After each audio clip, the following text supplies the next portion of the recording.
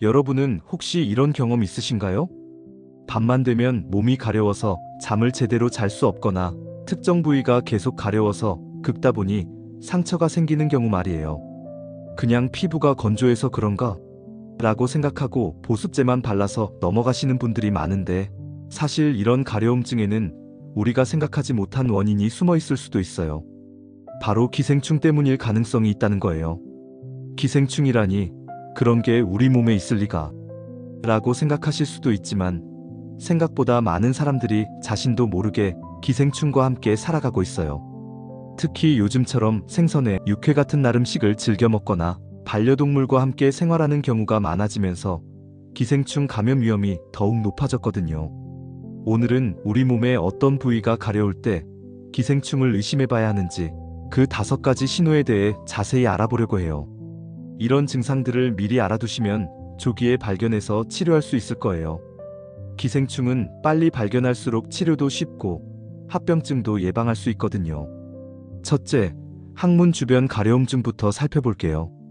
이 부위가 지속적으로 가렵다면 회충이나 요충이 장에 있을 가능성이 정말 높아요. 특히 요충의 경우에는 밤에 암컷이 항문 주변으로 나와서 알을 낳기 때문에 밤에 가려움증이 더욱 심해지는 특징이 있어요. 요충은 정말 흔한 기생충 중 하나예요. 특히 어린이들에게 많이 발생하지만 성인들도 감염될 수 있어요. 가족 중 한 명이 감염되면 다른 가족들도 함께 감염되는 경우가 많거든요. 손톱 밑에 붙은 요충알이 입으로 들어가면서 재감염이 반복되는 악순환이 생기는 거죠. 요충에 감염되면 항문 주변이 가려울 뿐만 아니라 밤에 잠을 제대로 잘 수 없게 돼요. 아이들의 경우에는 집중력이 떨어지거나 짜증을 많이 내는 증상도 나타날 수 있어요. 성인들도 만성적인 수면 부족으로 인해 피로감이나 스트레스를 느낄 수 있고요. 회충의 경우에는 요충보다는 증상이 다양해요. 항문 가려움 외에도 복통, 설사, 변비 같은 소화기 증상이 함께 나타날 수 있어요. 심한 경우에는 장폐색을 일으킬 수도 있어서 주의가 필요해요. 만약 항문 주변 가려움증이 2주 이상 지속된다면 반드시 병원에서 검사를 받아보시는 게 좋아요. 간단한 대변 검사나 항문 주변 검사로도 쉽게 진단할 수 있거든요. 둘째, 피부 발진과 두드러기가 나타나는 경우를 살펴볼게요. 기생충이 우리 몸에 들어오면 면역 시스템이 이를 외부 침입자로 인식해서 과도한 면역 반응을 일으킬 수 있어요. 이때 나타나는 증상이 바로 피부 발진이나 두드러기예요. 특히 기생충이 내뿜는 독소나 대사물질들이 혈액을 타고 전신을 돌아다니면서 피부에 영향을 줄 수 있어요. 이런 독소들은 히스타민 분비를 촉진시켜서 가려움증과 함께 붉은 발진이나 두드러기를 만들어내는 거죠. 회충, 촌충, 간흡충 같은 다양한 기생충들이 이런 피부 반응을 일으킬 수 있어요.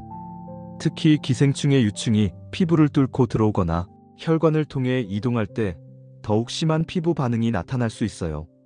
이런 피부 증상의 특징은 일반적인 알레르기와는 다르게 특정 알레르기 원인을 찾기 어렵다는 거예요. 평소에 알레르기가 없던 사람이 갑자기 원인 모를 발진이나 두드러기가 생긴다면 기생충 감염을 의심해 볼 필요가 있어요. 또한 이런 피부 증상들은 항히스타민제를 먹어도 완전히 좋아지지 않는 경우가 많아요.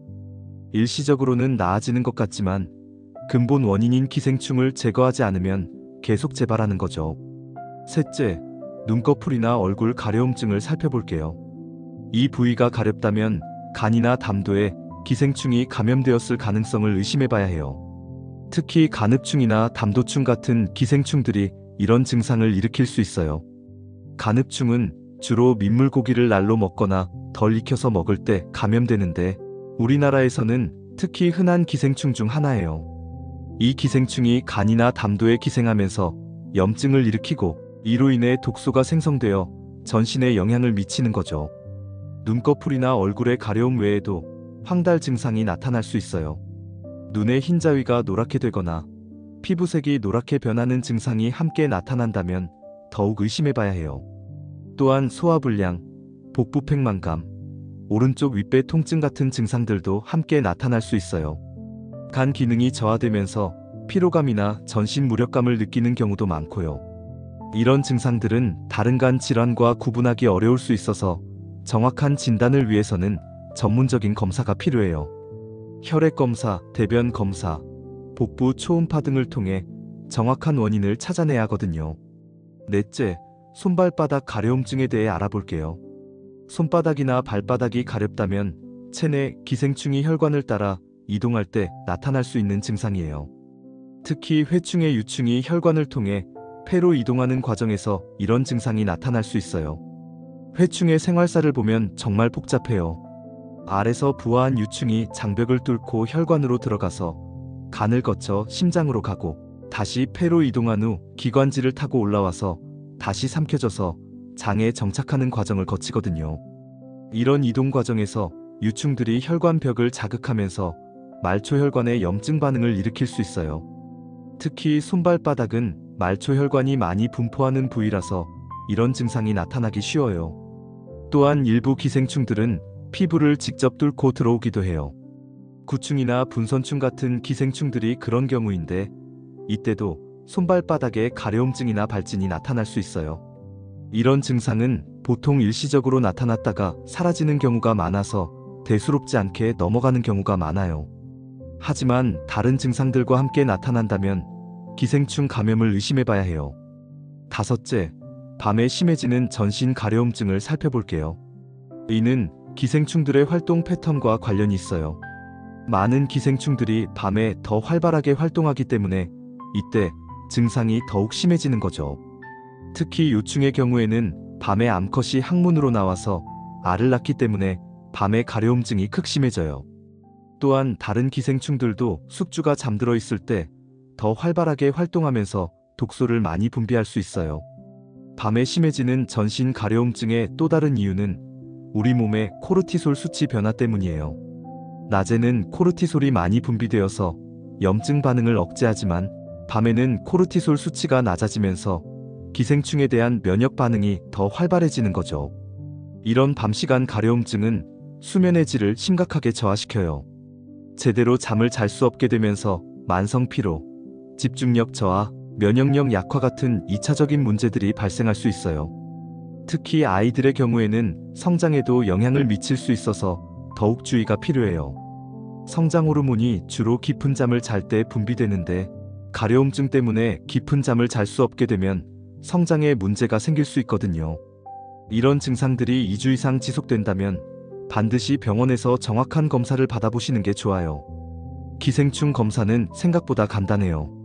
대변 검사나 혈액 검사를 통해 대부분의 기생충을 진단할 수 있거든요.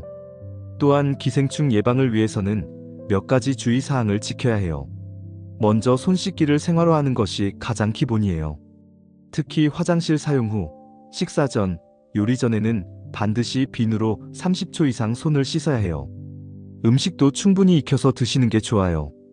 특히 민물고기나 육류는 완전히 익혀서 드시고 채소나 과일도 깨끗이 씻어서 드시는 게 안전해요. 나름식을 드실 때는 신뢰할 수 있는 곳에서 신선한 것으로 드시는 게 중요하고요. 반려동물을 키우시는 분들은 정기적으로 구충제를 먹이고 반려동물과 접촉한 후에는 반드시 손을 씻어야 해요. 반려동물의 털이나 배설물에서 기생충 알이 전파될 수 있거든요. 만약 기생충에 감염되었다고 진단받으면 너무 걱정하지 마세요. 요즘에는 효과적인 구충제들이 많이 개발되어 있어서 대부분의 기생충은 쉽게 치료할 수 있어요. 다만 의사의 처방에 따라 정확한 용법과 용량을 지켜서 복용하는 것이 중요해요. 또한 가족 중 한 명이 감염되면 다른 가족들도 함께 검사받고 치료받는 것이 좋아요. 기생충은 전염성이 있어서 가족 내에서 서로 감염시킬 수 있거든요. 치료 후에도 재감염을 방지하기 위해 개인위생을 철저히 지키고 정기적으로 검사를 받아보시는 게 좋아요. 특히 고위험군에 속하는 분들은 1년에 한두 번 정도는 기생충 검사를 받아보시는 것을 권장해요. 마지막으로 기억해주세요. 단순한 가려움증이라고 무시하지 마시고 특히 밤에 심해지거나 지속적으로 나타나는 가려움증이 있다면 기생충 감염 가능성을 한 번쯤 생각해 보시길 바라요. 조기 발견과 치료가 건강을 지키는 첫걸음이니까요. 여러분의 건강한 밤잠을 위해서 그리고 가족의 건강을 위해서 이런 증상들을 꼼꼼히 체크해 보시기 바래요.